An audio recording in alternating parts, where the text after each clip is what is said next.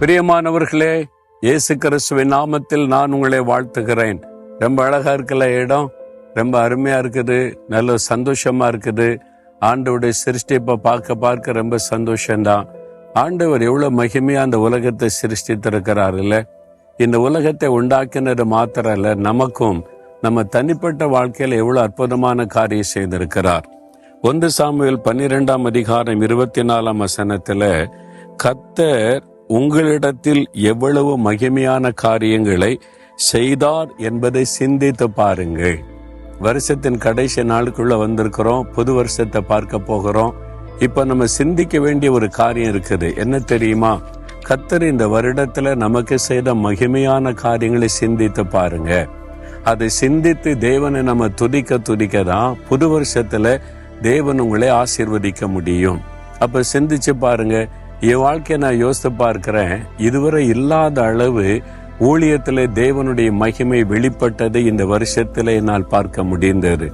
இதுவரை இல்லாத அளவு தேவ மகிமை என் மூலமாக வெளிப்பட்டதையும் எனக்குள்ளிருந்து அவர் கிரியை செய்ததை நான் பார்த்து ஆச்சரியப்பட்டு தேவனை துதித்திருக்கிறேன்.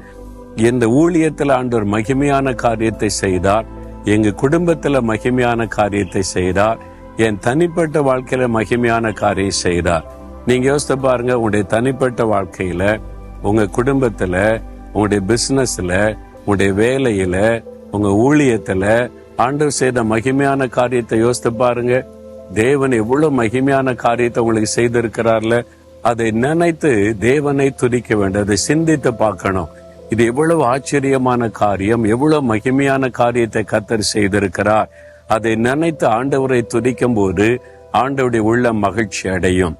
நாம் நன்றி உள்ளவளா இருந்தா தேவன் தொடர்ந்து நம்மை ஆசீர்வதிப்பார். இப்போ அதை சிந்தித்து பாக்குறீங்களா? யோசித்து பார்த்தீங்களா? கர்த்தர் இந்த வருஷத்துல உங்களுக்கு செய்த மகிமையான காரியம், ஆச்சரியமான காரியம், அற்புதமான காரியம், உங்க ஜெபத்துக்கு பதில் கொடுத்த காரியம், அதை நினைச்சு பாத்தீங்களா? ஆண்டவரை துதிக்கிறீங்களா?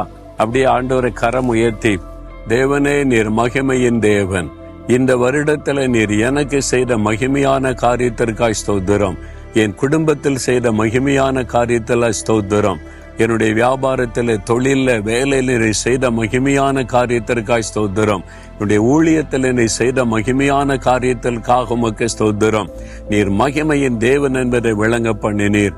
ஆச்சரியமான மகிமையான ஆசீர்வாதங்களை தந்ததற்காய் ஸ்தோத்திரம், ஸ்தோத்திரம், ஸ்தோத்திரம், ஸ்தோத்திரம். மனதாரமை துதிக்கிறோம், நன்றி செலுத்துகிறோம். இயேசுவின் நாமத்தில் ஜெபிக்கிறோம். ஆமேன், ஆமேன்.